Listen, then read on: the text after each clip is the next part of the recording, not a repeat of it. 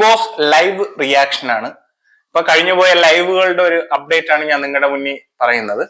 നമ്മളെല്ലാരും എപ്പോഴും ലൈവിലായാലും മറ്റ് ചാനലിൽ വരുന്ന വിഷ്വൽസിലായാലും കൂടുതലും ക്യാമറകൾ ഫോക്കസ് ചെയ്യുന്നത് രേണു സുധിയിലേക്കും സോറി ഞാൻ ഈ ഒരു നിമിഷം തൊട്ട് ആ പേരങ്ങ് മാറ്റുക കേട്ടോ, ഒരു ഒറിജിനൽ പേരിലേക്ക് പോവാ. രേഷ്മ തങ്കച്ചനിലേക്കാണ് ക്യാമറയുടെ കണ്ണുകളെല്ലാം തന്നെ പോണത്.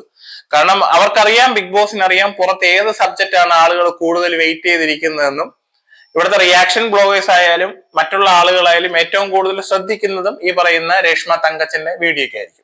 പക്ഷെ ഇന്ന് നടന്നിട്ടുള്ളതെന്ന് വെച്ചാൽ വളരെ കോമഡിയാണ്. ആ ഒരു ലൈവിൽ നടന്ന ഒരു കോമഡി മാത്രമാണ് ഞാൻ ഇന്നിപ്പോടെ പറയുന്നത്. ഞാൻ മറ്റു വിഷയങ്ങളുമായിട്ട് പിന്നെ ഒരു വീഡിയോ ആയിട്ട് വരാം. അതായത് അവരുടെ ഡൈനിങ് ഏരിയയിൽ ഉണ്ടായ ഒരു സംഭവമാണ്. അതിൽ ആ പറഞ്ഞ ലെസ്ബിയൻ കപ്പിൾസ് ആയ രണ്ടുപേര് ഈ പറയുന്ന രേഷ്മ തങ്കച്ചന്റെ അടുത്ത് ചോദിക്കുന്നു, ഞാനൊരു കാര്യം, ഒരു പുറത്തുള്ള ഒരു വിഷയമാണ്, ചോദിച്ചോട്ടെ എന്നുള്ള പെർമിഷനോടുകൂടി ചോദ്യങ്ങൾ ചോദിക്കുന്നു.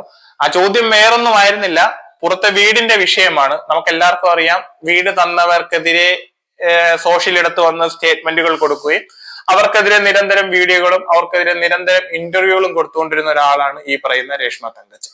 ആ വിഷയവുമായി ബന്ധപ്പെട്ടിട്ടാണ് അവർ ചോദിച്ചത്, ആ ഒരു ഇത് ശരിയായിരുന്നോ ചേച്ചി, എന്താണ് ചേച്ചിയുടെ അഭിപ്രായം എന്ന് ചോദിച്ചപ്പോൾ അത് ആ ഇന്റർവ്യൂവർ പറഞ്ഞത് കൊണ്ടാണ്, ഇന്റർവ്യൂവറാണ് ആ വിഷയം പിന്നെയും ചോദിച്ച് അതിനുള്ള ഒരു വിഷയം ഉണ്ടാക്കിയെന്ന് പറഞ്ഞപ്പോൾ തൊട്ടരികിലിരുന്ന അനുമോൾ അത് നന്ദികേടല്ലേ ചേച്ചി എന്ന് ചോദിച്ചപ്പോൾ അത് പിന്നെ കയ്യിന്ന് പോയി, അതായത് ഈ ടോപ്പിക്ക് കയ്യിന്ന് പോയി എന്നുള്ള വിഷയമായി. കാരണം ആദ്യം ഒരു പെർമിഷൻ കൊടുത്തും പോയി, ഈ വിഷയം ഒന്ന് തീക്കാനും പറ്റുന്നില്ല എന്ന് പറഞ്ഞ സാഹചര്യത്തില് എന്തായാലും കയ്യിന്ന് പോയ വിഷയത്തിലെ രണ്ടാമത്തെ സ്റ്റെപ്പ് രേണു സ്റ്റൈൽ, അതായത് എങ്ങനെയെങ്കിലും ഇതിനകത്ത് അടി ഉണ്ടാക്കണം. അതായത് അവിടെ നിന്നൊരു വഴക്കൊക്കെ ഉണ്ടാക്കി തുള്ളിച്ചാടി ആൾ എണീറ്റ് പോയി. പക്ഷെ ആ വിഷയം എയറിൽ തന്നെ അങ്ങനെ നിൽക്കുന്നുണ്ട്. അത് ഓൾറെഡി പുറത്ത് ചർച്ച ചെയ്ത ഒരു വിഷയമാണ്. അത് ഈ പറഞ്ഞ BB ഹൗസിലും വന്നിട്ടുണ്ടായിരുന്നു. പക്ഷെ ഈ ഡൈനിങ് ഏരിയയിൽ നടന്ന ചർച്ചയിൽ ഇത്തരം കുറച്ച് ആളുകൾ മാത്രം ഉണ്ടായിരുന്നത് കൊണ്ടും ഈ പറഞ്ഞ രേണു സുധി അവിടെ നിന്ന് അടി ഉണ്ടാക്കി എണീറ്റ് പോയത് കൊണ്ടും ആ വിഷയം അവിടെ അവസാനിച്ചു. അതുകൊണ്ട് അത് തൽക്കാലം ആ വിഷയം അവിടെ സ്റ്റോപ്പിട്ട് നിൽക്കുന്നുണ്ടെങ്കിലും നന്ദികേടിനും നന്ദിയില്ലായ്മയ്ക്കും പേരെടുത്ത ആളാണ് ഈ പറയുന്ന രേഷ്മ തങ്കച്ചൻ. ഇനി എത്ര നാൾ ഈ രീതിയിൽ രേഷ്മ തങ്കച്ചൻ ഇങ്ങനെ മുന്നോട്ട് പോകുമെന്ന് നമുക്ക് കണ്ടറിയാം.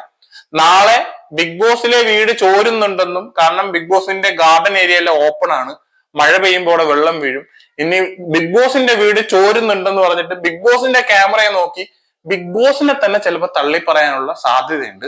ഇവിടെ പണിയെടുത്തവരൊന്നും ശരിയായിട്ടില്ല, ഈ വീട് ശരിയായിട്ടല്ല കെട്ടിയിട്ടുള്ളതെന്ന് ബിഗ് ബോസിനെതിരെ പോലും, കാരണം ബിഗ് ബോസ് ഇപ്പോ ഭയങ്കരമായിട്ട് തലയിലെടുത്ത് വെച്ചോണ്ട് നടക്കുന്ന ഒരാളാണ് ഈ പറയുന്ന രേഷ്മ തങ്കച്ചൻ. ഈ രേഷ്മ തങ്കച്ചൻ നാളെ ബിഗ് ബോസിനെതിരെ തിരിയാൻ വലിയ സമയം വേണ്ട. കാരണം കൂടെ കൂട്ടിയവരെയും ഒപ്പം ചേർത്ത് നിർത്തിയവരെയും അകറ്റി നിർത്തുന്ന ഒരു സ്വഭാവമാണ് ഈ പറയുന്ന രേഷ്മ തങ്കച്ചനുള്ളത്. അത് നമ്മൾ ഒരുപാട് പേരുടെ ലൈഫ് കൊണ്ട് എക്സ്പീരിയൻസ് ചെയ്ത് കണ്ടതാണ്. കാരണം അവരൊപ്പം നിന്നവരിൽ ഭൂരിഭാഗം പേര് അവരെ തള്ളി പറഞ്ഞിട്ടുണ്ട്. അവർക്ക് സഹായം ചെയ്തവരെ പോലും പ്രതിക്കൂട്ടിൽ നിർത്തിയിട്ടുണ്ട്, സോഷ്യലിടത്ത് കല്ലെറിയാൻ ഇട്ടുകൊടുത്തിട്ടുണ്ട്. പിന്നെ ബിഗ് ബോസിന് ഇനി എന്തോ വലുത് വരാതിരിക്കുന്നു, നമുക്ക് വരും ദിവസങ്ങളിൽ കണ്ടറിയാം. ഇനി മറ്റു വിഷയങ്ങളും ബിഗ് ബോസിന്റെ വീഡിയോകളുമായി വരുന്നതുവരെ നിങ്ങൾക്ക് എല്ലാവർക്കും നല്ലൊരു ദിവസം ഞാൻ ആശംസിക്കുന്നു.